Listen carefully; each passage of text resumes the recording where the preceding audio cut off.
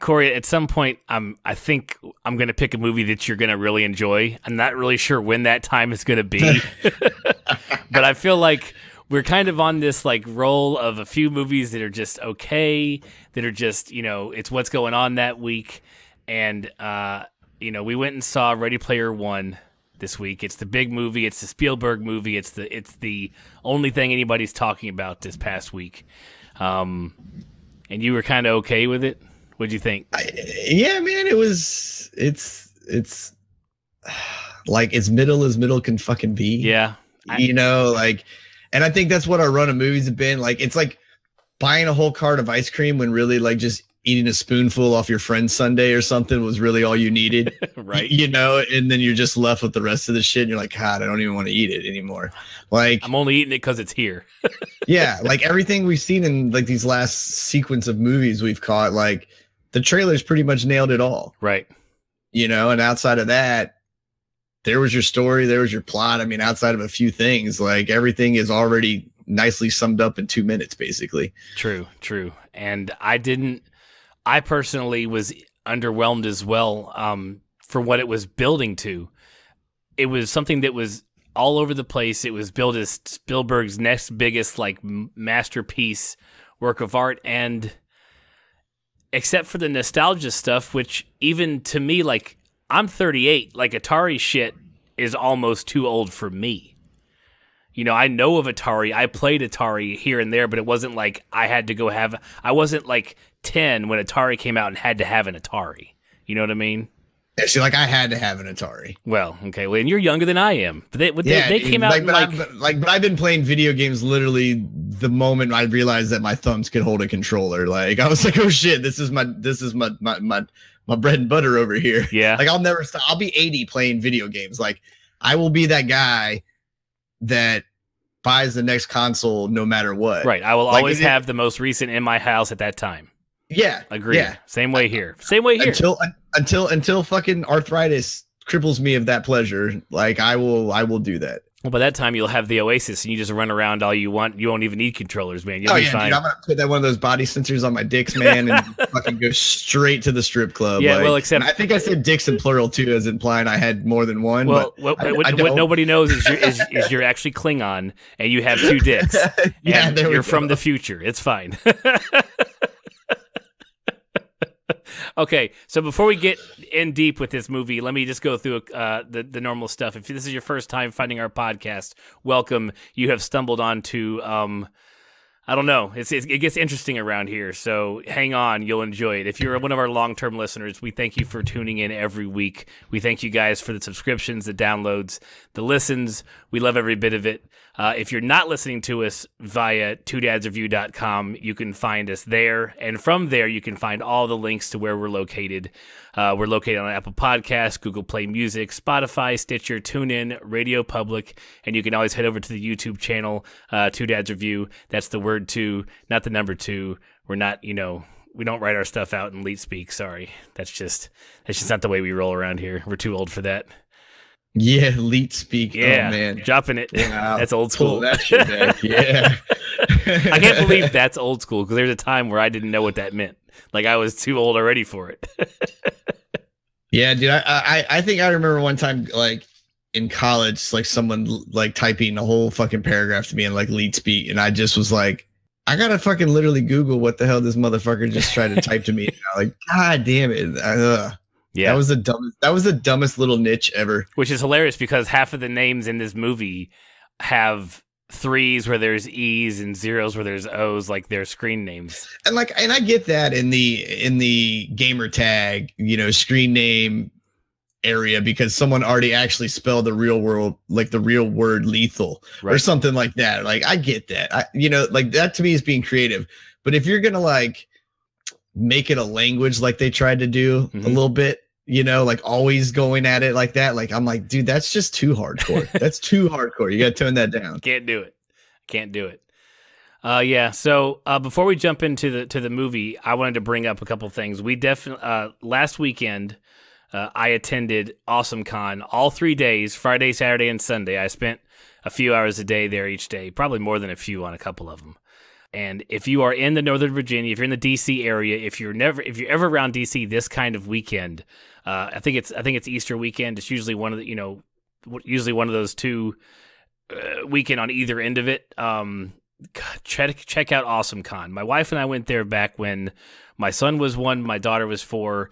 It was like 3 years ago. There wasn't a whole bunch for the kids there, and this year we haven't been back since, just because we're like, I don't have babysitters all the time. I can't get people in. And this year there was so much. There's an entire section dedicated for just the kids. They brought in a lot of stuff that not just actors to go get your autographs from, but they brought in like the DC R2D2 builders. Like they're called like R2DC. Like they're the robot guys that build the R2 units around this area. And it was amazing. The kids got to go up and get pictures with him, got to hang out, got to watch him move around, doing all their bells and whistles. There was just plenty of stuff for the kids there. It is a great time for the whole family. And it's not super expensive. In fact, if your kid's under 10, you can use a code and your kid can get in for free. So my kids didn't cost anything. A weekend pass cost $75 until you're like me and waited till the last second to order it. And, they knocked it up $5, but I don't blame them. It's my fault. Like I'm an idiot. I waited too long. So while I was there, I attended a couple of panels, some good speakers. But the big thing was they did the premiere of the first episode of Lost in Space. It premieres on Netflix on the 13th of April, if I'm not mistaken. So that was wild. The show looks fantastic. I'll be checking it out. I'm sure Corey may be watching it too. I'm not sure if we're going to do a whole podcast on it, but we can definitely recommend it or not recommend it. But according to the first episode, it's pretty fantastic. And I don't want to spoiler any of it, but the cast is great. The special effects are fantastic. The story is interesting, and it's a retelling. Of course, everybody knows Lost in Space is a TV show from way back in the day, so it's a retelling of the whole story. But there are parts of it that still call back to the original show, and like the Danger Will Robinson was always a thing, and like the new version of that robot does it in this movie. And that's when like the whole crowd like lost their shit and started clapping and cheering and going crazy. So it was pretty wild. I think that's also when everybody lost their shit when they rebooted the movie fucking like 10 years ago or whatever. And probably, of course, yeah. And there's the Danger Will Robinson, the voices, and the robot's voice was like a little deeper, a little more like badassery, and you were like, oh. I don't think I saw who was in the movie. I never saw the movie. Oh God, dude, I would have to look that up. It up. I can't rember right now. Let's see here. I kept reading that it had been a movie, so I was like, oh, I wonder if I should check the movie out. But I know they do a gender swap of the doctor. What's the bad guy's name? Doctor, it's something Smith. I think it's something generic like Smith, but there's a gender swap in this one. It's kind of cool because the bad guy, like the way that gender swap happens is not just as blatant person for person swap. It's a really cool way they do it in the show. So you'll really, anybody who's a fan of the movie or the original show will like the way they did it. Yeah. All right, dude. Now I'm okay. So the movie, man, like it had. I'm just gonna read the cast, and it's a bad movie. 2000 what 3, 4? The movie? No, it was 98. Oh, okay. Even worse. Right. We're talking Lost in Space. Right. Like we're right. Yeah. Okay. I'm just making sure I didn't like somehow Google the wrong movie. Another Lost in Space. Yeah. But it's got William Hurt, Mimi Rogers, Heather Graham. It has Gary Oldman, Matt LeBlanc. Like it's loaded. Whoa, with that's like that's like. And I remember watching this movie and getting really excited for it, and it's just like, you're good, but you're not good really at all. Yeah. How do you mess up with William Hurt, Heather Graham, Gary? How do you mess up with Gary Oldman? yeah, dude. Oh, Matt LeBlanc. I remember this movie when it came out now because I remember this stupid like suit he had on. Like, because I was a big Friends fan. I was like, oh, what's he in? Yeah. Well, this is like a cast of like Hollywood's elite now, like 20 years ago. Pretty much. That's wild. Anyways, so that was Awesome Con. Like I said, around Easter weekend, they have a website, awesome-con.com. Like, you can check it out, see when they come out in 2019. If you were in the area, I tell you should go. It is fantastic. Corey was sick, he didn't make it, so Sundays like meetup didn't happen with the families and stuff. But I drug all my kids out there. My son got a lightsaber, I got a lightsaber, another lightsaber. I already have one. So, and they were fairly priced and they're good quality. In fact, I'll give them a shout out. It's called Wonder Force, I believe is the name of the Wonder Forge or Wonder Force. Hold on, let me look. Wonder Force is the name of the brand that sells them. I think they're out of China or Japan or Hong Kong, actually. They are well priced, way under what like Ultra Sabers and stuff makes, and it's ones that are in the $100 range with sound and motion sensing with the Clash and all that stuff. It's awesome. They're still working. My son and I've already cleared out part of the basement so we can have lightsaber duels in the basement. So they're still working. So and they're rechargeable, which makes them even better. So you just plug them back in, recharge them, do it all over again. It's great. Nice. I love when things are rechargeable. I know, it's the greatest thing ever. I hate when I have to pull batteries. I hate built-in batteries, but give me a rechargeable one that if I need to replace, I can replace. That may not be possible in these. I don't know. They do sell a body kit or something for internals that you can switch out. So I have to look. I haven't looked real hard, but they're good quality sabers. I'll have to post a picture of them up on Twitter or something. Yeah, man, do it. Okay, so that's what was going on between the last podcast that you guys heard and this podcast, and now it is time to discuss Ready Player One, the next Steven Spielberg masterpiece. I was pushing this movie really hard for you, Corey. I wanted you to like it, and the problem was I was sitting there watching it, I was like, I don't even know if I'm like a huge fan of it. Like, if it didn't have the nostalgia pieces. Now we're gonna try to stay a little spoiler free right now before we jump into super spoilers. Let's try to do that, Corey. I know we don't do a very good job, but if it wasn't for the nostalgia stuff, and we've all seen the trailer, so you've got the DeLorean, you've got Halo stuff, you've got everything from generations of video games thrown at you in this movie, up to and including like Overwatch character, like Tracer is in there, like Overwatch. That's only a couple years ago, so this is good recent stuff. Like, you're not just getting only. It's not like going in and watching like The Untouchables, where every actor was a prime 80s action actor or early 90s. Like, from the beginning of computers to basically 3 months ago. Like, is, there is a little bit of everything in there. And especially when they do the whole, kind of alien environment overview where they pan through the city and you get to see the crowds and everybody's like walking in the oasis and stuff. Like, just looking at people's avatars, you're like, oh shit, there's Goro, or oh shit, there's blah blah blah, or they're all over the place. Right. There's literally, you could take every frame of this 2 hour and 20-minute movie and pick out something new every frame. Forever. Yeah, you really could. And you could pause the movie and have your own Where's Waldo. Just be like, hey, find your favorite character of this genre of something. Right. Right. And just, you would have to look through a sea of fucking items and people and things to spot your character. Right. There was definitely nothing put in there CG wise that wasn't like something. Like, there's not just something there is nothing random placed in any of the CG stuff. You're like, oh, it's that guy from that and that guy from that. And that was the nice thing about this CG too, is you're in the Oasis, so you're in a video game. So you didn't need the characters to look like real people. Right. Like everybody could be slightly skewed in some direction, shape, or form, and you were like, dude, you're a video game character, get it. Right. Like, that's cool. So let me ask you, so now that you've seen the movie, because I watched it my wife and I actually had a babysitter for once, so we went earlier this week and you saw it last night, and I told you before you went, I was like, you're gonna find yourself watching the CG portions, like the Oasis portions, and when they go live action, you're like, get back to the Oasis. Did you feel that? Is that what you kind of got from it?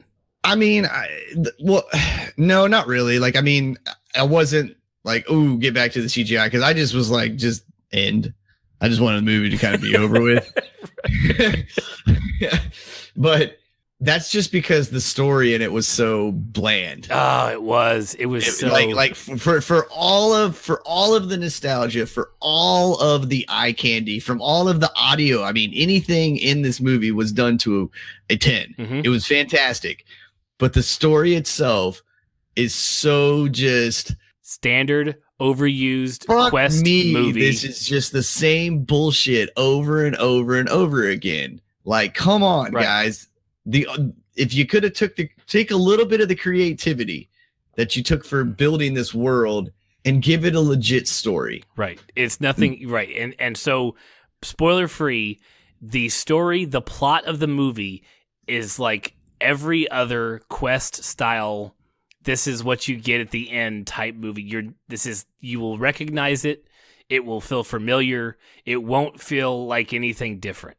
It doesn't matter that all of this takes place between the real world and the Oasis, this CG world, this video game world that the movie, has. And what I was trying to explain to Corey is that I liked the CG aspects more than I liked the real characters, like the live action parts of it. I was like, okay, because here's my problem, and I don't think this will spoiler either.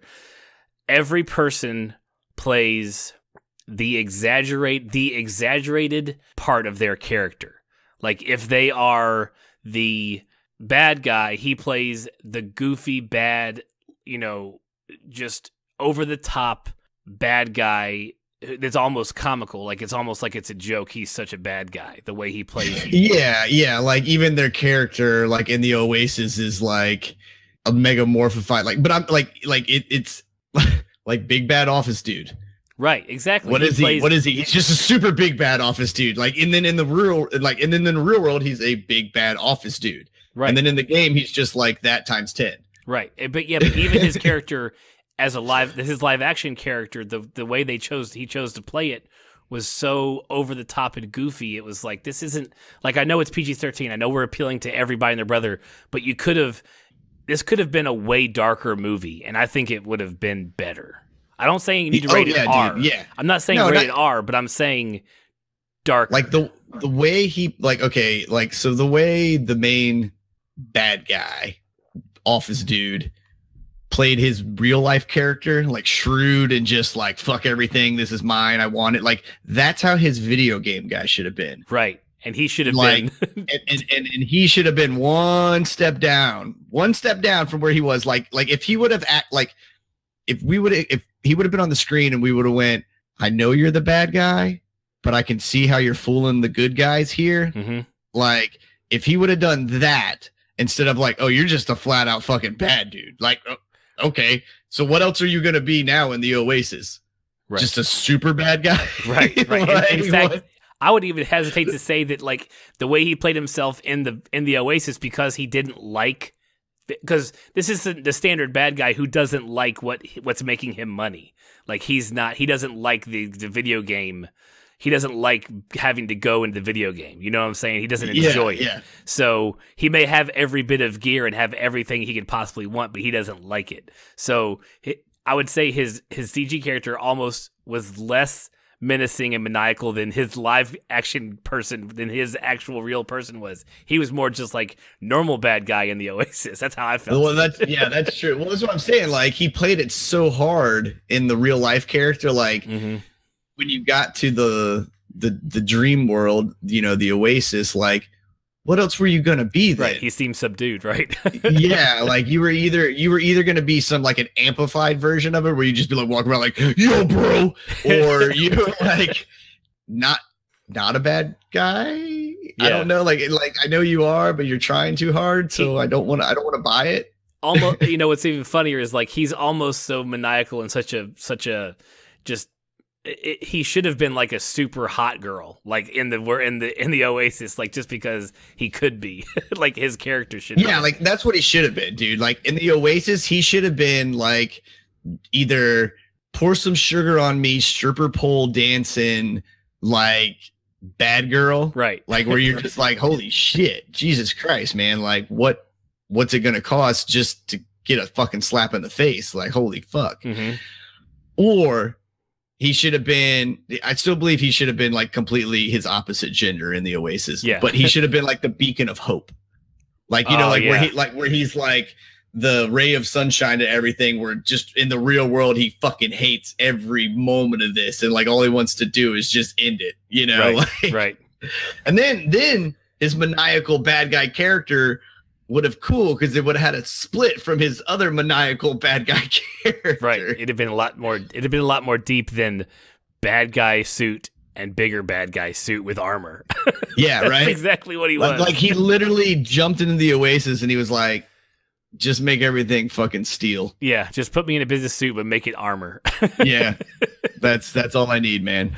Okay. Outside of that, we're good. All right. So quickie review. Don't have to give it a score. Do they go see it in theaters or not? Is it good enough to go see in theaters just on if you're a big visual audio person, then yes, go see it in the theater, because you're not going to be able to get the experience at home unless you have a really nice home theater setup. And now if you got a super nice home theater setup, just wait for that motherfucker to come out on Netflix, man. Right. Like, because you're going to want to take that in with the surround sound, with the visuals. Like, there's going to be a 4K release, so take that. It's gonna be worth the visual contact. But would I say go pay for it? Hell no. Would I say it's a good movie? Hell no. Like, outside of it being cool looking and them doing the nostalgia things to make it cool looking, it's not even worth the movie to go see. Right. If we're gonna go base this on plot and story and everything, like, nah, man, just if you want to watch weird VR shit, dude, there's great series on Netflix right now. Right. And if you want to watch great Quest movies, go watch Goonies. You want nostalgia, go watch Goonies. It's a hell of a better Quest story. Actually pull a VHS out of something, man, if you want nostalgia, and just go fucking watch it and go like try to find the wires and like the makeup slips and shit like that in the film, you know? Right, exactly. Okay, so let's break this down. So we know it's directed by Steven Spielberg. It's written by Zach Penn, who I forgot to look at what he's written before. If you could jump on IMDb, that'd be great.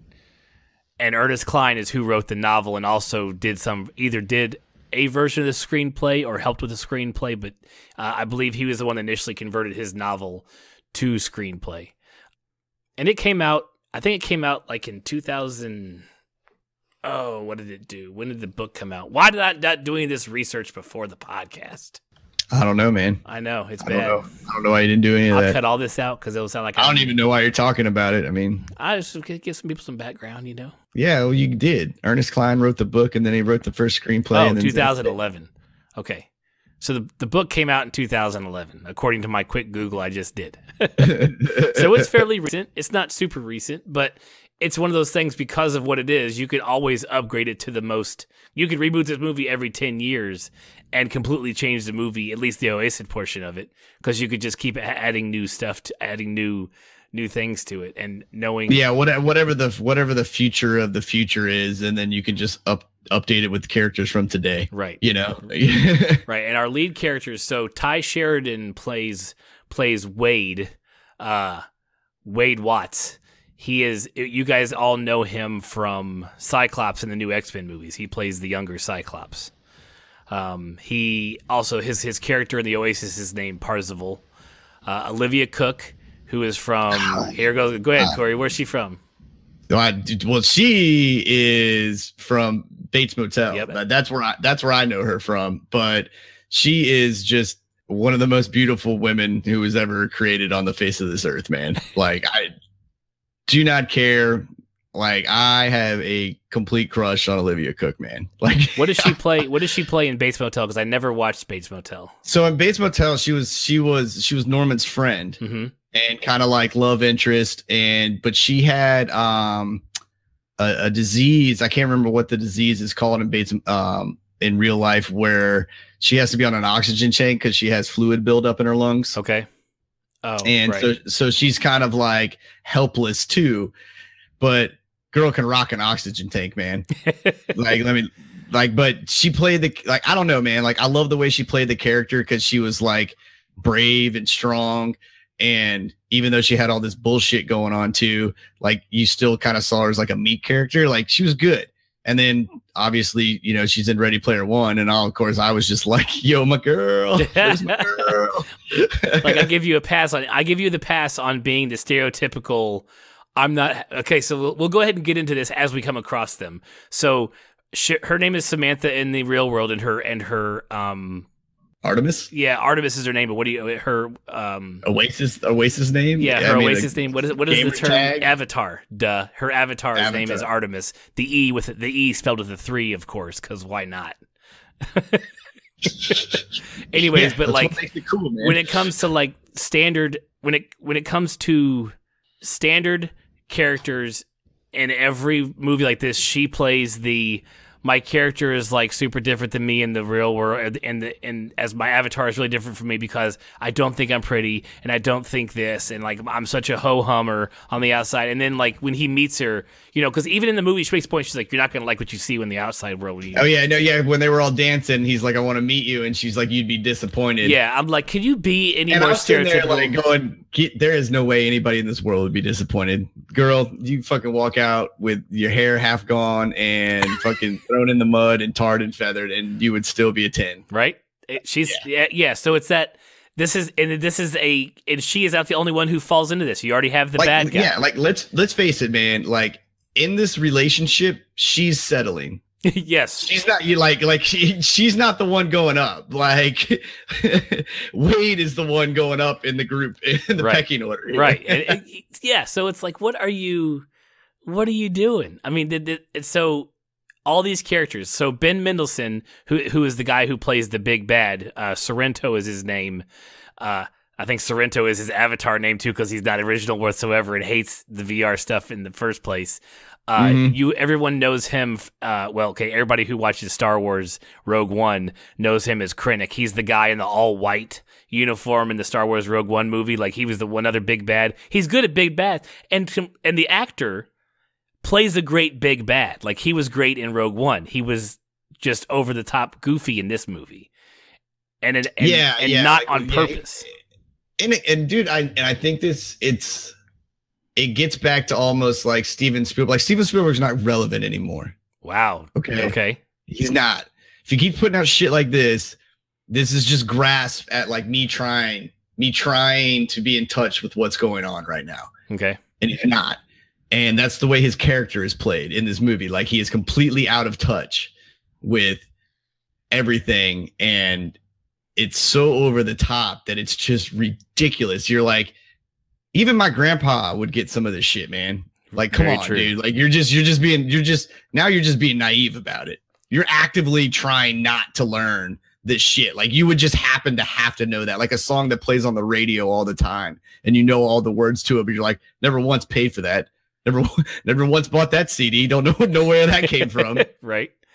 Lena Waithe plays H, and H is the avatar's name. It's spelled AECH. I didn't even realize that. I thought it was the letter. But and in the real world, her name is Helen, and she's the big twist because she plays a big giant dude in the game, and she's a lady on the outside, and she's funny. She's cool. She's kind of a little bit of the comic relief. She's actually a lot of the comic relief, especially as her avatar. He's hilarious even before it's not a dude behind it. He is fantastic. At first I was like, is he like 10? But that comes along later because it's a different character who is way younger than everybody else. She has Show's character. Right. He's awesome. Like he's the best 11-year-old ever. That kid's awesome. I love his line like towards the end of the movie where he's like, what am I supposed to say? I'm 11, kill me first. Like right. But the girl who plays H, she was a writer on like 15 episodes of Bones. Like so her main from what it looks like on IMDb, her main thing has been writing for now. So I think she's just now getting into the whole acting thing. But she did a good job. She's all right, especially her voicing of the Avatar was great. Yeah, like again, man, it's like there's great actors in these movies. You get T.J. Miller and Simon Pegg like come up, and you have other people that you don't know, but you kind of like I think I know them from something, right? And it's just it's like having a pretty puzzle, man, but not all the pieces are going together because part of them got warped. Mm-hmm. It's like it just doesn't all seem to to flow right, Mm-hmm. you know, and that's what ruins the movie. And I think the story behind it was like such a cool concept that they almost made it too simple of well, we're just gonna make this a video game challenge storyline then. Right. If this is a video game, then obviously they have to have level progression in a linear pathway to get done and blah, blah, blah, blah. Like, Jesus Christ, man, shut the fuck up with that bullshit. Someone else in the writing room has to know that's a bad idea. Right. Yeah, very true. Yeah, you said Simon Pegg, TJ Miller. Ironically enough, we never see TJ Miller in the real world. You speculated that it was what? Well, I was reading that he got in like some sexual misconduct trouble, and I'm pretty sure a person of TJ Miller's stature, given when this movie was coming out, probably had some scenes in this film, especially as big and badass as his character was, and he probably got cut. Maybe, but we don't have any proof of that. But I understand. No, what yeah, you're saying. Probably don't have any proof. This is just me all speculating, right? But you can't really get rid of all the CGI stuff. Mm-hmm. Agreed. You don't want, especially if after it's all been processed and whatnot. Like that's the reason I think you don't actually see him. Right. Well, and the fact that he was just a bounty hunter, of all the people who played their characters correctly, I loved his character, but I love TJ Miller's comedy. Like he's my kind of funny. Like when he does his stand up and stuff, and any movie he's in, I'll watch it. You know, he's in Deadpool. He does great in that. Oh yeah, no, I think his delivery is fantastic. Right. So, and his character, that was most of my laugh out loud stuff. That and when that in the entire like second act when they're in the Shining Hotel, like with H's stuff is hilarious. But anyways, rounding out, Simon Pegg is in it as well. He has a kind of small part. Mark Rylance, who, if you look him up, you're like, oh, that guy who's been in everything, but he actually hasn't really been in a whole bunch of stuff. But the last time you saw him was in Dunkirk. He was one of the guys. He was the main character on the boats that were coming out to get the troops, and him and his son were going to get them. That's where you've seen his character before. And then Hannah John Kamen plays the hitman for Sorrento. I'm not really sure how she's a corporate hitman, so she's paid to kill people. But it's funny because as the movie progresses, you kind of get this feeling that the IOI Corporation, which is the big bad that Sorrento runs, like, is the law. Like, I didn't realize there was, like, police until the end. Like, I was like, oh, he can just do whatever he wants to because the world's in ruin and nobody cares. And then you realize that they're just another corporation. They're just, like, the biggest corporation, but you still have to, like, not kill people. That'd be nice. Yeah, apparently there's only homicide detectives left. You know, like anything else that goes on, they're like, everybody's in the Oasis, whatever. Sorry. This movie had a $175 million budget, which is actually less than I thought it would have had. That seems... Yeah, but that's still a stupid budget, man. It is, but we've reviewed movies on here recently that have had budgets close to that, and we're nowhere near like the amount of that they had to go on through CGI and stuff like that.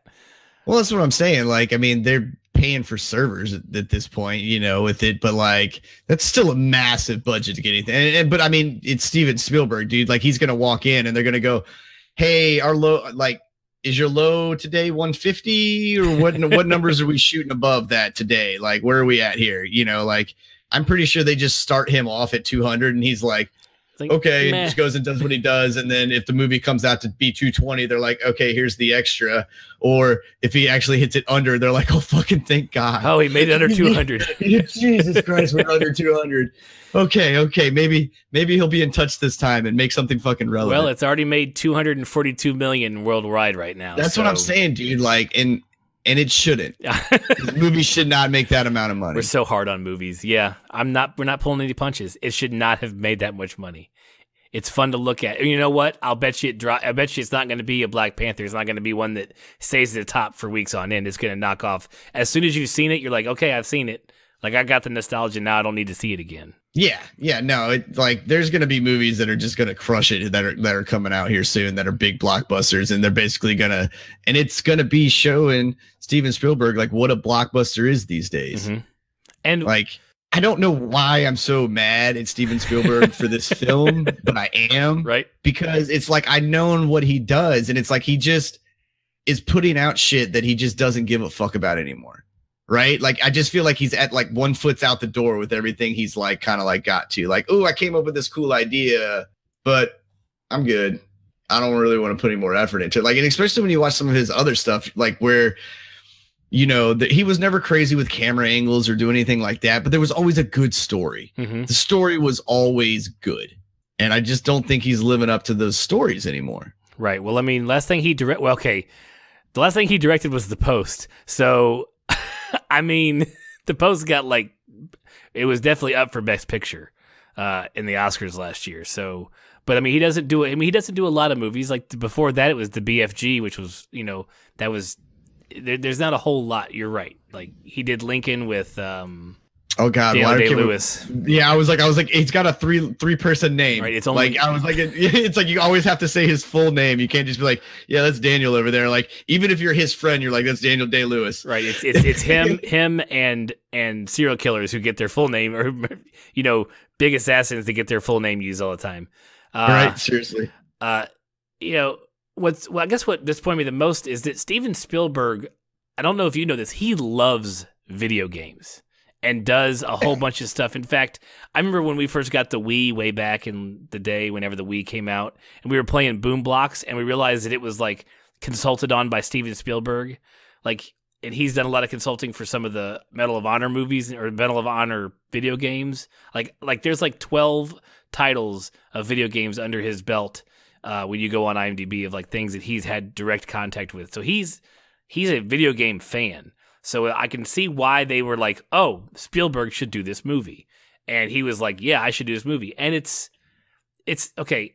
And I don't want to. Yeah, but that's like, it's at the point with Spielberg and like people of his generation, man. It's like telling your like great grandmother, like you can't call her like the colored girl. Like they're just ingrained in their head like anymore. Like they're not, the gap has passed them, man. Like they don't know how to go back up that creek a little bit and like catch up to what's going on. Mm-hmm. You know, like they think they know, and it bothers me because they don't. You know, like there's so many other younger, talented producers and directors that are out there that are like in tune with what's going on that could have made this film so much more in touch with society and where it's at and like what's going on with it. Right. And I don't think Steven Spielberg can do that anymore. Right. And with a book like this and a screenplay like this, it's written. It should have been a director who is a big name, but like in his 30s or 40s, like late 30s or like our age or a little bit older, because then all of this book would have been like their childhood and they would have felt like, I don't think Steven Spielberg spent the 80s playing Atari. Like I'm pretty sure, I mean, he probably did, but like he was already in his 30s at that point, I believe. So it's like, what do you, maybe 20s or 30s, whatever. But yeah, why is someone who's not like grew up with this stuff and this movie literally they would bleed for this movie because of what it represents to them? That's what I'm wondering. Is like, come on, like how was there not somebody who could have done that? Like I understand putting a big name behind it, but is that because you hope putting his name in front of it would glaze over the fact that the movie's just the plot's just not that good? Yeah, you know, I hope, I mean, like I hope not. You know, like I hope this was just they were trying to make a film about it and they got a director that honestly has a good resume of these types of films. One of the best resumes in Hollywood, yes. Yeah, like on any type of film, like whatever you want to do, Spielberg can do it. I don't know, man. He's just struggling with it now. And especially for a movie like this, where the story was so just undervalued. You know, it like kills me. I'm like, you're better than that, dude. You're better than that. Well, he was quoted as saying this movie was the third hardest movie of his to make, the first being Jaws, the second being Saving Private Ryan. Like when it came to difficulty of making it, I'm not sure how much he's done with like full body mocap, but you could tell that all the Oasis scenes were shot with the people in the suits with the white balls and the facial capture cameras running around. Like it wasn't just them creating these characters out of thin air. They were definitely doing mocap for all of this stuff. Yeah. That was just a given. Oh no. Yeah. I mean, and why not? You got the budget, right? You got the people. All you need is a giant green room, or even not even a green room, just a giant room that capture their movements. I mean, everything that was done was, yeah. So, we'll see. We'll see how it stands up over time. That'll be the biggest thing about it, is if it stands up over time. And I don't think it will. I don't think it will. I don't think so either. Well, everything is very yeah, there's definitely a cutoff point, and with a nostalgia movie, you hit that. Like, there's a point where in about 10 years, no one's going to know who Master Chief is. I mean, they probably will, but not really.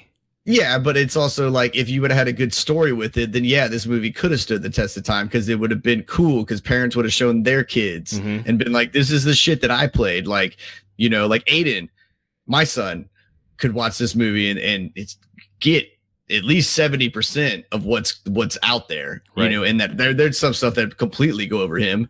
But if it had a good story, it would be one of those movies that he came on and you're like, oh shit, man. Hey, sit down, little Timmy. Come on, let's watch this. Right. Like, this is some of your dad's old shit. Right. Yeah. But the story sucks, so no one's going to ever want to bring it back. Right. But that could be on the, I mean, I have not read the book. I own it. I'm going to read it at some point. I just haven't read it yet. I don't know how different. I did hear that a lot of it was, what's going to really bug me is if a lot of the book was changed and it was changed to this shit. That's what's going to bug me. It's like, you had the perfect story right here. Yeah, like, is it going to be better, like, if they upgraded shit to just slightly better shit? Or is it going to be like, man, this book was fucking amazing and you did that with it? Like, you know, which is most of the time what happens with books. Exactly. Which is why I didn't read the book first, because then I would have been even worse on this podcast.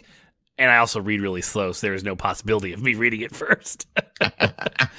So, all right. So let's try to go through the plot a little bit. I'm not going to probably get into as much detail as I should with the step through, but I'm going to try to build the world a little bit for you guys. So it's 2045 is the time frame we're working in. So we're talking 30 years from now, almost 30 years from now.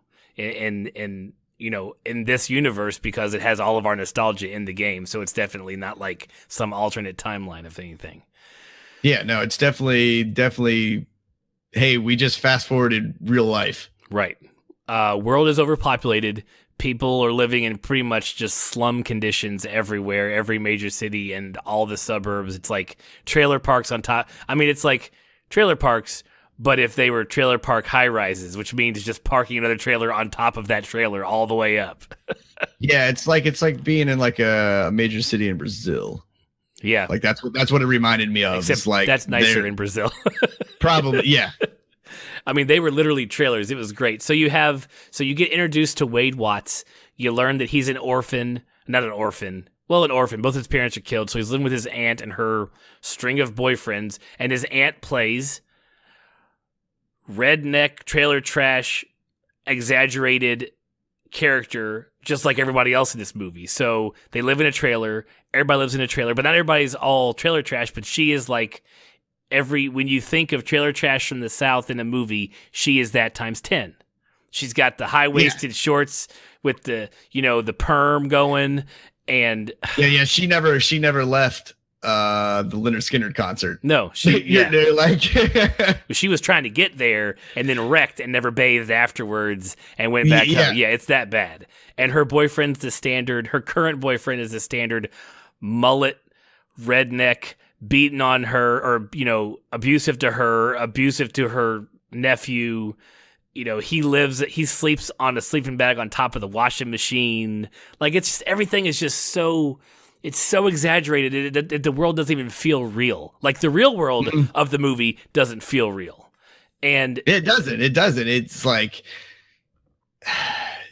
it's not like dystopian futures are not a dime a dozen movies. Like, you have something to build off of. It's not like you're trying something new here. That's true. Yeah. Sorry. 100% agree. I'm sorry. No, 100% agree with that statement. No, it's like I said, if you want to talk about the visuals of this movie and the cool nostalgia stuff, like, it's a fantastic movie. But if you want to get into the story and the plot and the character development, it is a shithole of a movie. Now, hold on. That's what I'm trying to keep us from. Is this movie bad? No. Is this movie original? No. Is this movie pretty? Yes. Is this movie a fun thing to watch once? Yes. But by no means is it a bad movie. It's just not anything new. It's not good, though. It's not amazing. It's not what you built it to be. Yeah, but it's not new. There's nothing new about it. Like, it's so blah that it's bad. Mm-hmm. Like, it's just And that's why I keep trying to say, like, if we're going to talk visuals and stuff and nostalgia purposes, this movie's really cool. It's really good. But if we're just going to talk story, it's bad. It's bad storytelling. Right. There are 1,000 videos on YouTube right now of the 100, 200, 300 Easter eggs, like someone who's pointed out every nostalgia thing. There's no way you and I could go through it in the length of time folks would still continue listening to this podcast. It will be long. No, they've already all left now. Yeah, they're like, oh, these guys fucking hate it. We're talking for you and me right now. That's all. We haven't had a chance. They're like, got it. Bad story. All right, man, we're out. Jesus. Like, you guys want to harp on that anymore? So in this dystopian world, everybody has this online world called the Oasis, which stands for the ontologically anthropocentric sensory immersive simulation. I'm just reading off the script. I have no clue what that really means. It's just a CG world. Everybody, it's full VR. How these folks play in this thing, I want to know. What my biggest question of the entire movie is, what technology they used to make people not throw up after 2 hours of VR use. That's all I want to know, because people work their daily. The Oasis offers not just a getaway. People like work for money, and the money from the Oasis can be used to purchase things in the real world. Like, because there's nowhere to go because there's too many people, this is like where people go for all things: work, play, all that stuff. Education. Yeah. The Oasis is taken over reality. Correct.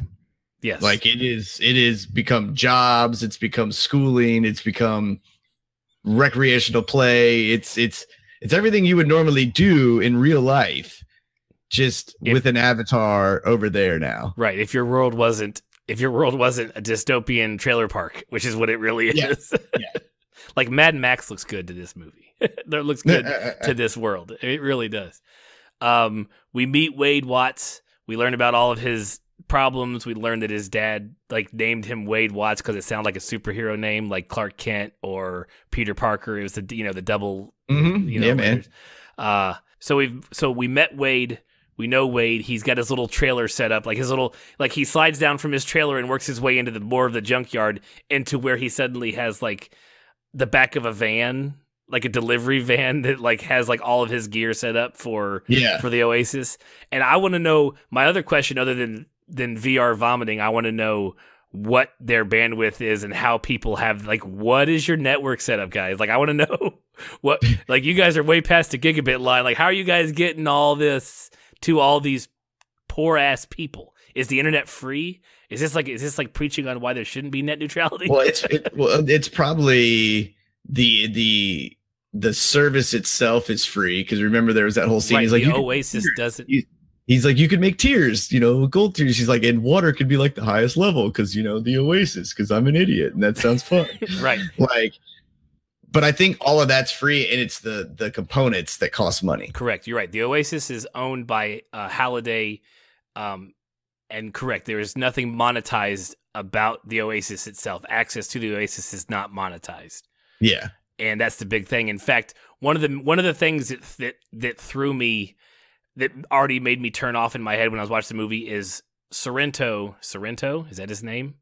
Yeah. Sorrento is giving a brief to a bunch of bigwigs in a meeting, and he's showing the display. He's showing the heads-up display and the monitor, and he goes, look, once we own the Oasis, we have tested that we can take up to 80% of their viewing space with ads before inducing seizures. And I was like, okay, now I don't fucking hate you as a bad guy. I hate this fucking movie now, because that's the stupidest shit I've ever seen. That's nobody, even in big bad world, would fucking that doesn't make any sense. What, to run? It makes it not playable. That makes at that point, if you're adding people that much, if you're hitting them with ads that much, no one's gonna play it anymore. Well, they're talking about the viewing space, so the ads can be just plastered anywhere there in the Oasis. But it's taking up all but 20% of their actual playable viewing area. And that was the whole thing of why they were talking about how people need to get out of the Oasis, because it's basically cigarettes. Mm-hmm. It was fucking candy at that point. They'll take what they can get. That's what he was getting at. If we can give them 20%, mm-hmm. they're fine. Right. And the mob's still good. Right. Yeah. It's just, I guess I had a hard time like, I understand corporate greed. Like, we're living in the age of corporate greed right now. We understand that Facebook sold all of, like, everyone here who's listening to this who has a Facebook account should not be surprised that Facebook sold your fucking data, like, for money so people could target you. Like, that's how the world works. Anybody that uses the fucking internet now, right, like, should not be surprised that your information that you freely gave to someone is now being sold off to target you. Yeah, like, that's like going in and just giving people shoes and shit and then not expecting them, like, someone to wear them, you know, like, right. Oh, dude, I gave you fucking 15 pairs of shoes, but I just wanted them to sit there. Like, what do you don't want people to wear these shoes? What the fuck are you talking about? Right. Not a single one of us reads through the agreements that we agreed to before we can install any of these apps. We're like, scroll through. I agree. Let's go. Well, yeah. And even with that, it's like, do you want to use the software or not? Click fucking yes. Because that's really what it boils down to. Mm-hmm. Like, any of that other shit that's said in there, it's, do you want to use this software? Yes or no? And we know that you do. Mm-hmm. So just click yes. We know you're going to. Yeah. So that's we're literally looking at that in this movie. The company that Sorrento owns or is the CEO of or whatever is called Innovative Online Industries, IOI, is what it stands for, or is what the acronym is going to end up being. So I have to say it every time. Like you said, the Oasis isn't owned, but IOI produces all of the hardware for support to enter the Oasis. So they they provide the hardware, and they're trying to obtain the Oasis, obtain the shares and the control of the Oasis from Halliday, who is the guy who created it. He dies. Okay, so the whole plot of the movie is that the man who created the Oasis never sold it off to anybody. It was free to the whole world. It was his, his brainchild. Simon Pegg's character worked with him for a while, but then they had to split. And so Halliday dies. Like, it's been around for 30 years or something, and Halliday dies. And as he dies, like, a subroutine kicks off, and his avatar tells the whole Oasis that, hey, sorry, if you're seeing this message, I've died. But what it's going to happen is I'm going to give you guys this challenge, this quest to find the 3 keys. And those 3 keys, when you win this quest, you will obtain all of my shares, all of my stock, all of my wealth, and you will own the Oasis. But, only the ones, only those who are worthy will be able to even figure this out. So he's hoping to leave it to someone like himself. And so this was like in the movie, this is like 5 years ago. So people have been going after this quest for like 5 years, and no one has ever gotten the first key. And IOI literally has hired or employs or slaves video game play. Their entire job, they had this entire division who's just to go after crack the code and figure it out. And no one has done it for 5 years. So everybody's getting pissed off. And of course, we're following Wade Watts, so we know he's going to figure it out somehow. So we meet him going into the Oasis as Parzival, his avatar. We meet H. H is over there blowing away Freddy Krueger and Michael Myers and collecting coin. We meet H like while he's doing some fight, and Parzival's like, "Hey, the race is in like 20 minutes. Hurry up!" And we're like, "Oh, what race?" And so we find out that the first level, the first thing that people have to pass is this impossible. It's pretty much like just car race, vehicle race that no one ever wins. And they've been driving it for 5 years straight. Nobody ever wins it. Yeah, you remember the old, racetrack games that like were the ones you actually played with the little controller gun, and if you didn't slow down on the fucking turn, your car would go flying off the track. Right. That was essentially what this whole race was. It was that turn. Right. It was that turn over and over and over again, trying to figure out how to get through this puzzle. Right. That was a race and not throw your fucking car off the track. Very true. And this race is cool. The first visuals, the visuals within the Oasis are fantastic. It's fun to watch. I never got lost in what was going on in all of the explosions and all of the CG-ness that was happening. Parzival's driving a DeLorean. So yeah, DeLorean, awesome. And actually, Spielberg took out the book itself, from what I understand, has a whole shit ton of Spielberg references in it. And Spielberg, because he was directing it and didn't want to be meta and like direct stuff of his own creations, like cut a whole bunch out, but like the DeLorean and like the T-Rex, like Jaws was in the book, a bunch of other stuff of his. So he cut a whole bunch of his stuff out because he's like, I'm directing it. This is too meta. if I put all of my old creations in this movie, it also shows you how old you are. That's true. That, and he's also like, how pretentious do I want to be here? People already consider me a little pretentious. If I do this, it's really bad.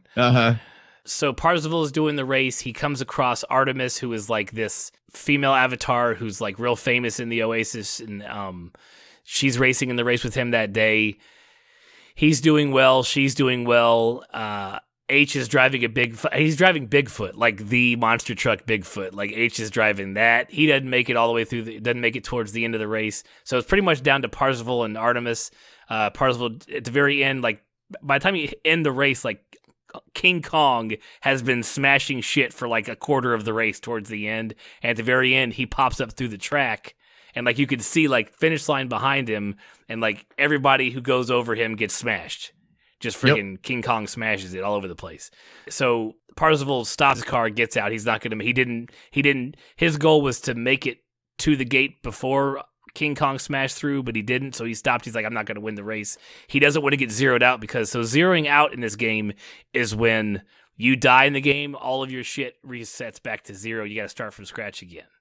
And so knowing he's like, I'm not going to zero out because he already had to start in the back of the pack just to collect coins to get gas. Like he's already that poor in the world during the race. And he's like, I got to start in the back. And H is great because also H is the in-world mechanic. So he's cool because like he's got all these great jokes. He's like, oh man, it sucks you got to start in the back, man. There's definitely one-liner gold in there. He was definitely a shining star in this movie. So he sees Artemis coming up behind him, and she's going to try to make a jump, and he knows, probably because he's done it 100 times, that she's not going to make it, and he don't want to see her get zeroed out, so he snatches her off her bike before she makes the jump, and then as the bike goes up to jump, King Kong smashes it and destroys it, and he saves her, so she's pissed at first, and then he's like, no, you weren't going to make it, like, you were fucking dead, like, I just hooked you up, like, leave me alone. Yeah. I basically let you keep all your cool gear. Yeah, all your cool gear. You're super hot. Yeah, that had nothing to do with it either because I heard you're really ugly in the real world. Yeah, you say that often enough here very shortly. Yeah, don't worry. I got it. Not one to look at. Right. So she gives him credit for saving her. And okay, so let me back up. So there's these things called gunters, which are egg hunters. They call them gunters. It's all this group like Parzival, like H, that who have been chasing this Easter egg quest thing. There's like a subsection. Some folks just don't care about it in the Oasis. It's not like everybody in the Oasis is going after these keys. Like there was a time. They're like, yeah, there was a time where at the get-go everyone and their mother was trying to do it. Right. And then finally like it died down enough, and now you basically have what would be like hackers. Mm-hmm. Who are, guys who the only niche they know how to do is something kind of bad, and their niche in the Oasis is these puzzles. Right. So they try it every time. That's all they do when they go in the Oasis. That's all Parzival does. You have them and you have IOI who just literally, they're going off of if you put an unlimited amount of monkeys in front of a limited amount of keyboards, at some point you're going to get Shakespeare. That's their goal. Right. They took the whole Guardians of the Galaxy scene too, where they're all flying after him in the ships, and they're all using the drones in Guardians of the Galaxy 2. Like, and there's the whole. I mean, if you've seen that movie, you'll understand what we're talking about here when you go watch Player One, because they get annihilated in scenes, and like a drove of them just run out, and then a drove of them run back in and like reconnect into the machines, and it's like you are literally just taking the most hard brute force attack on these puzzles that you possibly can. Correct. Yeah, so that's the whole thing. So there's this area called the Virtual Oasis Library, which is where Halliday has pretty much downloaded all of his experiences, memories. It's things that have been compiled of Halliday's life through personal files, through surveillance cameras, through personal videos, all this kind of stuff. And it's where you can dig through, because he in his farewell message, we know that it's based around him and around his life and the way he was. So for the longest time back in the day, the libraries were full of people, and now they're empty. Nobody goes there because nobody but Gunters care about the quest anymore. Yeah. So would you say it's like an abandoned library almost? It really is. There's one poor like curator like rolling around, yeah, and there's nobody there. So Parzival goes. I don't think he goes with her originally. Like he goes by himself to do some research after not winning that last race, and because I don't think he had Artemis with him the first time, right? Like he tells her about because she would have figured it out when he figured it out in the library. Yeah, that's so true. He was there by himself. So it's pretty much our back exposition as to what the library is because it's going to come in handy later on. So he's watching a video about when Simon Pegg's character Ogden Morrow and Halliday split. Like they were like the Steve Jobs they were like the Jobs Wozniak partnership, and pretty it's much. like when they split. And there's talk about his girlfriend, or not. Let's see. No, we're not there yet. Doesn't really matter. Yeah. Anyways, she's the key. She's the key for the second quest for sure. But the first quest, he was talking about because they had to split. He's like, "Don't you wish we could go back in time? Don't you wish we could just go back, just go in reverse and just put it to the floor? You know, and why can't we go backwards for once? Backwards really fast, as fast as we can. Put the pedal to the metal. You know, and so Parzival goes, oh shit, that's how you win the race. Like it's not going forwards, you have to go backwards. Yeah. And that's the first clue. And let me take the second. So on our list of people who are exaggerated versions of themselves, so Halliday plays like, I mean, he's like autistic. Like he's like every genius, like everybody who's autistic is not a genius. Like I have a special needs daughter, like my wife left the my wife left the movie. She's like, I'm so fucking tired of everybody who's autistic being a goddamn genius because real special needs people in this world, they're not all geniuses. Yes, they sometimes have their niche, but a lot of autistic families just have hard long lives with autistic children. Like it's just the way it is. And every time you see an autistic person in Hollywood, they're a fucking genius in something. Yeah. No, I was totally gonna say like, he is the cliche, I'm so smart, I'm weird. Mm-hmm. And it was, again, like, I get it. You were supposed to be kind of reclusey and not just poor social skills or whatever. Like, but yeah, they made this guy a horribly exaggerated over the top with whether and it was a take of like, are you special needs or are you just so weird and reclusive, like, you know, but you got this vibe that like that autistic, like Hollywood's version of autistic. Yes. Yeah. Like you basically got Hollywood's version of any mental disease. Correct. Right. They're like, oh, you have something slightly askewed in your brain. Guess what? You can paint the greatest fucking painting ever. Right. You can do the best fucking thing of this ever. Right. Like you're the 1% now. Mm-hmm. Nah, it's not how that shit works, man. Yes, I do recognize that this is a case in some instances, but it's not every time, Hollywood. It's not every fucking time. Okay. Yeah, like why couldn't he just been a computer programmer? Right. Like you and I work in IT. We know like the people who are a little bit on the weird side.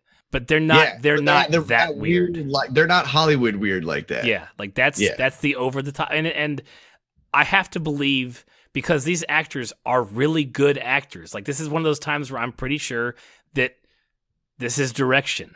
They've been directed. Like no, go full Hollywood. Like you never go full. It's like I'm not. They went. He's like no, go full autistic in Hollywood. Like get real stuttery, get real bad. Like. I'm sure it's direction. I guess so, man.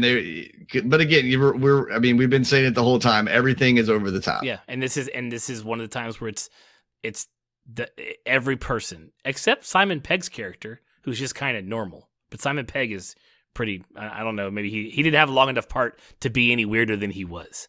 I guess. Well, and Simon Pegg is Simon Pegg is a nerd himself, so it's not Simon Pegg's like I'm just gonna be me. And then later you guys can put some old makeup on me. Right.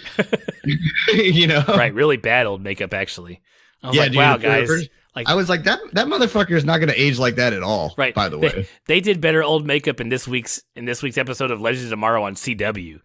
on making somebody old than they did with him in this freaking $175 million budget movie. Like, come on. Okay, we're gonna get through this. I knew you would end up seeing this movie my way. I did. I just didn't want to tell you it before we talk, because we actually. For a little bit behind the scene, like pull back the curtain a little bit, everybody. Corey and I talk about this stuff a little bit before the podcast starts. Like we see it, we talk a few times, and the podcast happens down the road. This time, Corey went last night. We haven't spoken except by Hangouts for 3 seconds, and now the podcast is happening. So we haven't had a chance to have this. I didn't want to tell you it anyways before you went and saw it, because I didn't want you to be any more skewed than you already were just from the trailers. I'm just saying, man, when I saw the trailer for this movie, I just picked it out. I was like, this movie's going to be one of those films that you're going to watch and you're going to be like, I wanted to like it so much. And I just can't. I just can't. Yep. Very true. I think everybody that's hyping up on this movie is they didn't pay attention to the story. They just got caught up in the visuals. Agreed. Yeah. And it's very easy to, but you got to look past that. You got to ask for more. Right, you gotta read between those lines a little bit sometimes. Yeah, or just know that we're gonna see. Like, I'm just tired of that someone else is gonna watch it. Right? Yeah, you want it to be rewatchable. You want people to want to go, "Hey, you should come see this. I'll go with you to watch it again."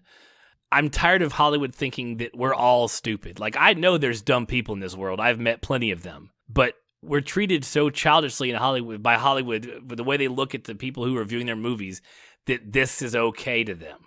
Like, here, just throw a bunch of nostalgia and they'll pay $246 million worldwide to watch it. Okay, fine. Fine, Hollywood. I see what you're doing. I understand. Yeah, I mean, they're about making the money and they're doing their job with it. Well, I hope it's, like I said, Black Panther had something like that the first week, but then it went on to break $1 billion really in a quick either record time or real close to the record. So I hope this one, the first weekend happens, everybody hears it, it's just nostalgia, no story, and then it makes like $300 million and game over. Like, sorry. Yeah, I don't see this. I don't see know it. We'll have to track it. We'll track it. Yeah, I'm going to track it now. We'll have an update for the next podcast. Okay, so he learns from the library guy how he thinks he should beat the race. He gets in the race. He gets in the back. Artemis is there again, and they all take off, and he's just sitting there, and he tosses the DeLorean in reverse and guns it, and a door opens up behind him, and then somehow, because it's a computer, like, he's going with the race. He's just going under the track. But I was like, it weirded me out because there was not a time at which he like turned around and like got his ass in facing the way everybody else was going. And I was like, it's a computer, it's fine, whatever. So he goes under the entire race backwards. It's like, it's cool because you get to see like all of the pieces being raised up to the main level of the board. Like, he's underneath the race, and it was kind of cool. You got to see stuff get generated and then released into the race, all the bad stuff. That was cool. And the visuals, we've said this, the visuals are fine in this movie. They're fantastic. It's fun to watch. If you watch this movie on mute or not even in order, like, it's a good looking film, right? Man. Because we're getting ready to come up to my favorite scene here very shortly, because I still have not figured out how they did it yet, but we'll get there. Okay, so he does win the race. Halliday's avatar, Anorak, the Wise or whatever, he's like a Gandalf looking dude. He presents him with the key. He gives him the hint to the next quest, and so Parzival's like, so I told H because he helps me out, he's my buddy, but I told him to keep quiet, but I'm pretty sure he talked because all of a sudden, who are the other ones that want it? He tells Artemis too because she's hot and he wants to tell her. Yeah, he's like, I want you to have my babies. Right, and then all of a sudden, Dido and Sho, who are also their friends, also know. He's like, I'm pretty sure H told them too. Yeah. So you have, but that's how he gets his little clan. They had their leaderboard where there was always no one there for 5 years straight because no one had gotten the first prize. But all of a sudden, you have Artemis, or you have Parzival, Artemis, H, Dido, and Sho, and so you have these 5 who are on the top of the leaderboard because they're the first ones to get the key, and so their new name is the High Five. Yeah, which was a joke because Parzival offered high fives to about 10 people in this movie and got left hanging every time. He never got a high five the entire movie. I thought that was a great little he's like just groan.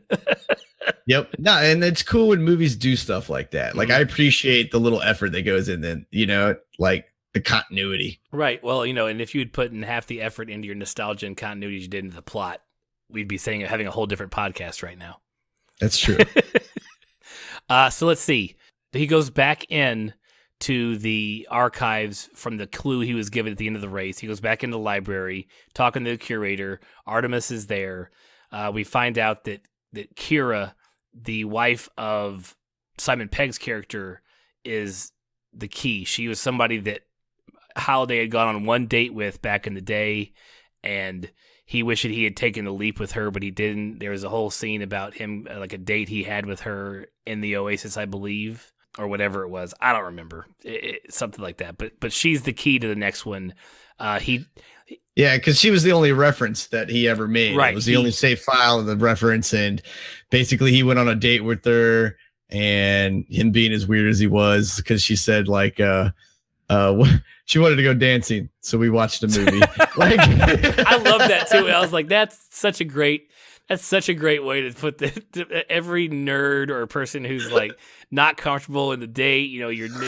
She wanted to movie. She wanted to dance, so we watched a movie. Yeah, that was I laughed at that one, man. I was like, that's great. Right, this is good stuff right there. So while he's at the library, the curator, the guy rolling around, Parzival makes a bet with him. He's like, this is the only file in the entire library that references Kira, and the curator's like, no, it's not. He's like, no, I bet you. Go ahead. He's like, I bet you whatever I have on me right now, this is, that's the case. And the curator does the search, and he's like, well, I'm fucking wrong. So he's like, here you go. He flips him a quarter. The curator flips him a quarter, and he throws it in his, Parzival's like, gee, thanks, and tosses it in his pocket. But that is like, that right there is what makes that right there is the most important part of the entire movie. What happens when he gives him that quarter? That's the whole movie right there. Pretty much, yeah. We'll find that later. So, how did we get into the Shining world? I don't remember. Oh wait, actually, first, some things happen in the real world. What's her name takes him to the dance floor, because the dance floor, he thought the leap they were talking about was dancing. So Artemis is like, I got this place. Come hang out. We'll go to. He's like, is this a date type thing? It's like they're like going on a date to this club. At this point, Big Bad has talked to T.J. Miller's character, IROC, which is such a great screen name as well. And IROC is a bounty hunter. He just does the hits on the inside for the clan or for the company that need to be done. He's just a yes man. It's like, okay, I'll go do whatever you need me to do type character. Pretty much. But he's like, how do I describe him? It's almost hard to describe him because he's comical, but he's also a dick. And like, he's kind of an aloof. Like at the same time, you're like, you're the bad guy. Right. Well, he's almost, right? Like, he almost has been doing this for so long that he's so good at it. IOI doesn't own him. He's like, I don't need to do anything you fucking tell me because I don't fucking work for you. He's like, but you guys have a shit ton of money, so I'll do what you ask me to do. But I'm not gonna do it in some grandiose or quick fashion. Like, I have my plan. I know this world in and out, and I'll do it my way. And they don't ever have Sorrento never has the patience for it, and fucks up half of the stuff that IROC is doing anyways. Pretty much. Yeah, he definitely pulls the trigger too early a few times. I like his character, like when he sits down at the table and all of the girls are there, like fucking looking at him, and then all of a sudden he just like wiggles his finger for him to lean in, and they all lean in, and he's just like, "Get out of here," Right? That's the greatest.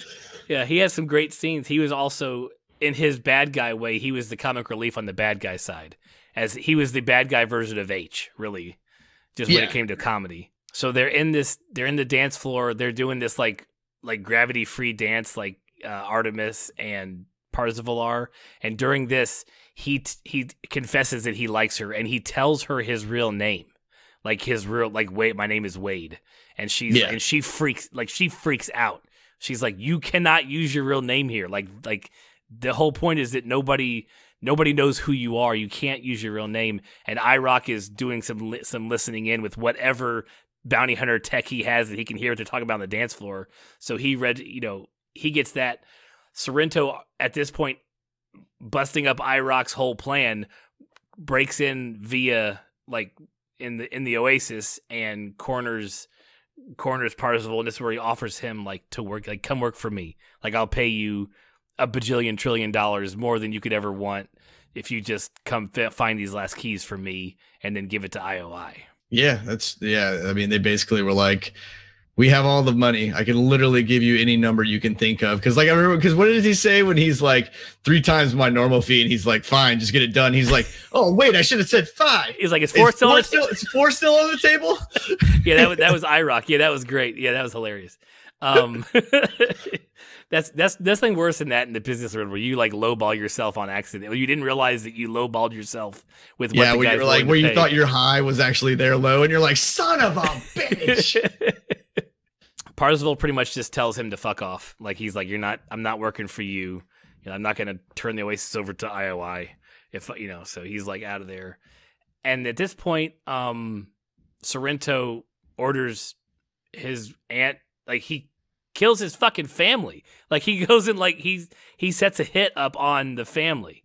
He's like, no one's ever going to question some trailers falling on top of each other, an explosion in a trailer park or whatever. So they send out their IOI drones to like plant explosives in these towers of trailers, and his aunt and her boyfriend are in there, and they blow it up and kill everybody in it. Like kill an entire, 5-story thing of trailers, just kill everybody in it. Like, this is when I was like, oh, there's no police. Like, they are they can just do what they want. Yeah, and that guy was supposed to be so bad that he doesn't care. Right. Well, and true. I mean, that was just it. It was like, oh, so they just blow shit up and no one raises an eyebrows. And he was playing it because they were poor. Because it's the poor area that no one was going to, question something falling and catching on fire or blowing up or whatever. So they kill everybody. Wade is on his way home to that, sees it, escapes it, goes to his... This part was kind of cool because it was creepy as shit. Like, he goes to his little area where his gear is for the Oasis, and he sits down in that chair. And I don't know how that big son of a bitch hid behind that chair. The guy that chloroformed him. Yeah. I was like, what's happening? So he sits down in the chair, and then all of a sudden this guy just stands up behind the chair and chloroforms him and knocks him out. I was like, how did you not see the guy who's 6'6" crouching behind your chair, bro? Like, what do you... Like, I know you're emotionally scarred because your aunt and her shitty boyfriend died. I'm sorry. It looks like this kind of world, you see a lot of death more than likely. So, I mean, damn, that dude's just chilling there. He was sneaky. And we turned out he's like a big teddy bear. Like, he's a big nice guy. Goes out and buys carrots for everybody. Goes shopping, with his face tat. You would think in a place that had that much surveillance, because this comes into play later, you wouldn't send the guy out who has like a determining mark on his face, i.e. face tattoos. In fact, for as smart as the Resistance people, I'm going to call them the Resistance because we've been dealing with Star Wars and Star Trek for so long anyways. These Resistance folks, Artemis and all them who were for the Oasis, the way that they let themselves get caught, i.e. facial tattoos, i.e. postal vans with certain tags on, like certain graffiti on them, like cover that shit up, man. You got to look normal. You got to look. You can't be picked out of the crowd. Incognito, brother. Damn. I'm getting caught on some dumb shit. Yeah, you got caught. All your mistakes of getting caught are all your fault, guys. I'm sorry. Your Resistance sucks. So Artemis brings Wade to their lair. This big guy is her. He's sent to go get him, and they're like, sorry for how we got you here. It's just how we have to do things, security or whatever their excuse was. And this is when he meets Artemis in the real world, Samantha. Yeah, Samantha. And, like we said earlier, while they're dancing on the dance floor, she's like, you're not going to be impressed with what you see. Like, if you meet me in the real world. And of course we get Corey's crush, super hot chick with a birthmark that's fucking like super hot. It's not like even like... Yeah. By the way, dude, hey, your skin abrasion there, that's your birthmark, like only adds to your beauty. Like I hate to tell you that. You're like one of the models with the skin differences. Like, you're not ugly. Your symmetry of your skin being the color it is on both sides makes you look fucking unique and awesome. Right. Since we're talking nostalgia, you're not Gorbachev, okay? Like, we're not dealing with that kind of birthmark, baby. Like, it's a nice little bit of a red that goes over your eye. It looks cool as shit. So shut up about it. Yeah. You got to get over it. You got to get over that one. You're gorgeous. Get over it. But once again, a exaggerated of that character, of that type of character. Oh, I'm so ugly. The ugly duckling type thing. You're not ugly. You're gorgeous. You're just stupid. I'm sorry. Yeah, like, you know what? If you're going to do it, like, you know what? Take the pretty girl and actually make her ugly. Fucking disfigure her, man, if you're going to really do that trope. Yeah, make her. Like, Well, give her a reason, like a real reason why she does, like in the Oasis, she doesn't want people to know her. Well, even H has this conversation. H has a conversation with Parzival before this happens. In the thing, he's like, yo, dude, she could be a he in his mama's basement. Like, you don't know what she looks like. Yeah. You're just assuming that's a she. Right. So, yeah, they should have, in the way the world is in the internet, and they should have done that. It should have been a dude. Like, just, sorry, it should have been, but that doesn't work with the love story. I mean, not in this movie, at least. So, oh well. We get the character. Yeah, like, how much cooler, like would that have been? Like, where it turns out to be a dude and he's just like, I don't even give a shit then. Like, I truly fell in love with you. Mm-hmm. Hey, that'd have been progressive and something for this generation right now. It would have been a different story. It would have been something we had to seen 400 times. So I'd have been fine with it, So who knows? Whatever. What are we at? Where are we going to now? Second quest, right? Well, didn't we do the second quest? No, because the dance floor wasn't it. The second quest is the Shining Hotel. Oh, yeah, that's right. And this, I don't know, because I've seen The Shining more than once. I know the movie, and I couldn't tell for certain parts if they had just used footage from the movie and put the characters there, or if they actually built some of these sets. Because it wasn't like it was CG. Like, the set itself was not CG. It was the actual hotel. Whether or not they took scenes from the movie and, like, erased people, or they took sweeping shots of the movie. Like, I could see them building, like, the hallway a little bit, and I could see them building, like, the elevator area, but, like, that sweeping shot over the main area where he was, the main, like, lobby with the famous stairwell that he chases her up with the baseball bat, and where he was typing the where his typewriter was. Like, I think that's a shot from the movie itself. Like, whatever it was, this scene, the way they put the CG characters in the Shining Hotel was, it was beautiful. This was fantastic. I loved this scene. This scene is what made me not completely hate this movie, because I don't know exactly how they did it, and I think it's cool. And they added just enough to change things up. And they actually, because I've only seen the movie once, I can't say that this is true, but I do know the fact that The Shining, the cool thing about it is that the way they moved in the hallways in the movie, the original movie, if you tracked it via a map, the hallways didn't lead where they were supposed to go. Like, they took too many turns and you would have been back on yourself, or you would have been in a different room that you were in earlier. Like, if you mapped it out as you watched the movie, it was meant to give you this sense of, like, you don't really know where you are in this hotel at any point in time. And I think in Ready Player One, when they were running through the hallways, the same thing happened in a condensed fashion. Like, they were taking turns in these hallways, and I'm like, wait a second, did we just take two lefts or three rights, and how are we not right back where we're just running from? Like, yeah, no, that is one of the things that makes The Shining so cool is if you actually map The Shining out, you'll have rooms that lead to nothing, you have hallways that lead to nothing, you have hallways and stuff that run towards back areas, but you can't, like, can figure out where the connections are and stuff like that. But yeah, so it wasn't just me. When they were running, the hotel was evolving. Yes. Okay, good. Yeah. So it was a nice throwback. And Steven Spielberg and Stanley Kubrick have a history. So it was kind of like an homage to a late friend. That whole scene. You could tell that the most care was taken with that scene, I believe, by the director. The most care was taken with, like, what happens to every, like, that. Okay, I get what you're saying. I'm sorry. I was in my head. I was trying to process your use of care there. I was like, how do I? Okay, now I'm with you. I got you. Yeah, no, there was, like, when they were doing they went ahead and said, when they changed the scale of the rendering, they're like, go ahead and put that on a 10, man. Put that one on a 10. Right. And this week we get some good comedic portions. Like, H has never seen The Shining. Like, the character H had never seen the movie Shining, so everything he was coming across was new to him. So when he's in the elevator hallway and the two girls are there, he's like, "Oh, hey, little girls, do you not know how to get out of this castle, this hotel either?" And I'm just sitting in the theater. I'm like, "No, dude, fucking run away!" I was like, "It's the twins, man. You got to go." Dude, speaking of the twins and the store Hot Topic, because we walked through the mall, there is a Shining's Twins t-shirt, and it's like saturated gray, and like the shirt itself is black, and the twins just look like they're like right on top of the black, and it's a freaky looking t-shirt. I was like, dude, if that shirt wasn't like $20, I would so buy it. So buy it.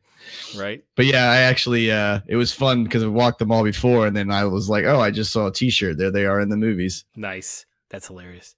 And then like he doesn't know about the famous elevator scene, so like the girls like disappear, and he's standing by the elevators, and Artemis and Parzival come around the corner, and they're like, oh, H, get out of there. And he's like, what, man? And then like all the blood starts flowing from the elevators, and he gets swept up in the whole like deluge of blood. Yeah. It's great.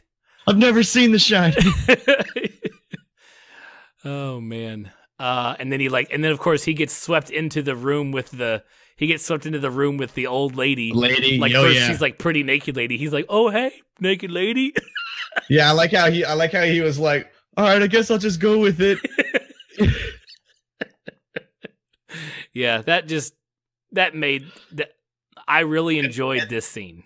Yeah, I like this scene too because later you get to see all of the IO Corps people like trying to make their way through the hotel, just getting annihilated by that old lady with an axe. Right. Like, and just people just dropping and dropping and dropping. Yeah, because he escapes the old lady, so it switches from the movie plot, like from the Shining plot, like she has a knife, and then it becomes like ninja old lady, like trying to kill you with a knife, and then because they're all out in the maze. Well, and you get knocked out of a room, and you like end up in the maze. And I thought they were going to show me a CG or a real Jack. I thought they were going to show me a clip of Jack Nicholson. Like I was like, are they going to get it? Did they get Did they get him to sign off on his face? And no, they didn't. All you got to see was like him dragging the axe, like from the movie, and then it's a giant person wielding an axe. Wielding the giant axe and starts killing people. Oh yeah, that's right, dude. I don't like where it totally like goes like sweeping across the whole maze. Right. Yeah, I totally almost forgot about that part. And then I think as you're describing it, I'm like, well, that sounds really fucking cool. Like what? Yeah, I was just too swept up in the fact if they got Jack Nicholson to sign away his face. Like, will you let me show you from the movie in this movie? And they didn't. They did. You never got to see him. That would have been golden. But then they save H. They pull him through the bushes out through the he comes out through the freezer door from the famous freezer door in the movie where from the kitchen. So they get him out and they save him, and they find this whole area of like people dancing. I guess it's the ballroom, but it's like a chasm and it's like ghosts dancing, and Kira is in the middle with one of the ghosts, and they're just dancing, and she's just going between people, and you have to get to her to dance with her, because that's what Halliday never did, was go dancing with her. So you have to like ninja your way over top of all these dead people to get to her, to ask her to dance, and then she gives you the key. That's the second quest. Yep. You can pretty much sum that up, and there's nothing else to describe about that. It's a nice scene. It's cool because we know the whole stuff with Halliday and her. Everybody gets their key. That they get a clue to the third quest, and we move on to the final portion of the movie. The third quest takes place at Castle Anorak, which is the name of Halliday's character also, so it's his castle. IOI has also gotten the key finally, and they have set up camp at the castle, and they have all of their indentured workers like working to find the third key or whatever the thing is, or set traps or whatever they were doing.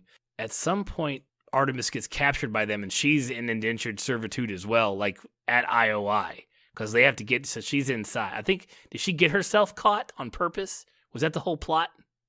So I don't know. I honestly don't remember. Like, I don't know if she got caught on purpose or if she just messed up. Right. I think she got caught on. I don't think she got caught on purpose, because they were like, there was the plan to get her out, but it was like a breakout plan. I think she got caught. Yeah. One of the times on the outside world that we don't care, that I didn't really care about or pay attention to.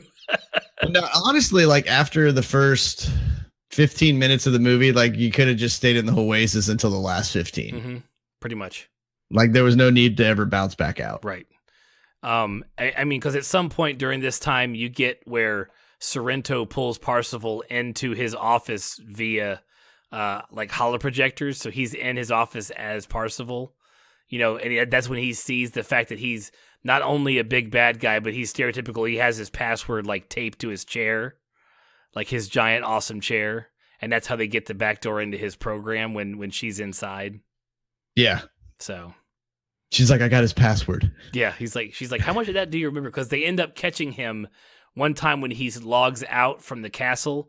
They catch him before he comes to the real world, and they put him in his own little like air gap section where he thinks he's in the real world, but he's not.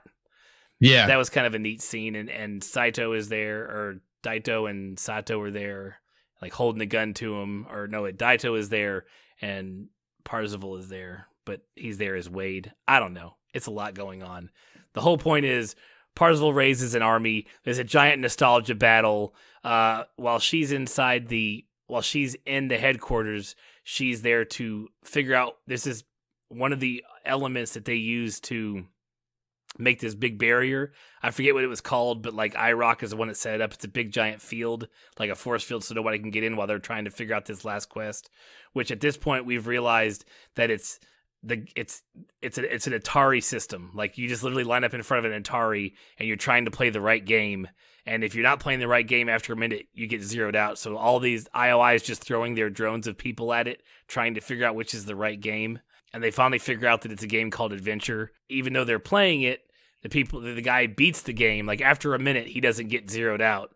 So they're like, oh, this is the right game. Then the guy who's playing it beats it, and it still zeroes him out. So they're like, well, that was the wrong game, but it wasn't the wrong game. Nope, was not the wrong game. The whole point is that Adventure had the first ever Easter egg ever in video games. And it's where you wandered around till you found a dark room and you took this one little dot, back to the home screen, and the Easter egg was that it showed you created by and the guy who created the game's name. And that was like, and because this whole quest is like a giant Easter egg thing, and this whole movie is a giant Easter egg, it kind of makes sense. So their big giant battle happens. Artemis inside of the IOI Corporation is able to figure out what they're using to keep the shield up. She gets the shield down. Parsifal and all of them make it in. He gets to use cool stuff. So Parsifal is like one of the last survivors. While the big battle's fighting, he's just trying to get into the castle and down to the Atari system. He gets to use stuff like he bought like the holy hand grenade. When he got the first chunk of money, he was like buying shit left and right. You know what I mean? Oh yeah. And he like when I love the part when he's like, no, dude, that'll kill us all. I got 10 years worth of stuff built up in this body. IROC, yeah. When Sorrento, so there's a big boss fight before he gets to the Atari game, because Sorrento and him have a fight. It's a giant boss fight, and he's like, "Oh, hey, are you wearing the full get up, like the full everything gear?" And so he just kicks him square in the fucking nuts, and he kicks Sorrento in the nuts during the fight, and it puts him out because he really gets hit in the nuts in his suit. So, oh yeah, that's right. That was great. And Sorrento, but during this fight, Sorrento pulls out another device that is able to, it's literally a nuke that kills everybody in the entire game. Like all of Oasis got zeroed back to nothing, and they're not there anymore. So when this nuke goes off, Parsifal's left, and he's like, "Why am I still here and not zeroed out? Even though I lost the fight and the nuke got set off." And then he realizes the quarter that he got from the curator was an extra life. So, ting, flicks it. He's got it. He goes to the Atari. He plays the Easter egg part of it, brings it back there, and he wins. Like he has this long conversation with Halliday. He has a conversation with and that was basically, here's the keys to the Empire. Take it all, and you'll have everything you ever dreamed of. And he's like, "Nah, this is kind of like when you signed all your shit away, homie. I don't want to do that." And he's like, "Oh, great, finally, I found the right person." Yeah, right. And so that trope was in there as well too. Your Willy Wonka trope is in there as well. I'm not signing this. Yeah, good day, sir. I'm not signing this. This isn't the way you would do it. He's like, "Oh, good, I found the right person." So he does get control of all the Oasis. That was the final test. Was signing the contract. Was to not sign it.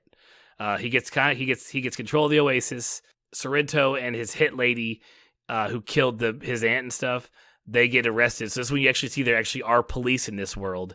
And what were their rules? What were the good things they did? Like they said, there was a few things we did that everybody liked. There was one thing we did that people didn't like. I don't even remember. I think it was like they made it. Well, he brought so the high five is the council that runs the Oasis. It's not just one person. It's the high five runs it. So that was cool. Everybody liked the fact that it wasn't just one guy running it.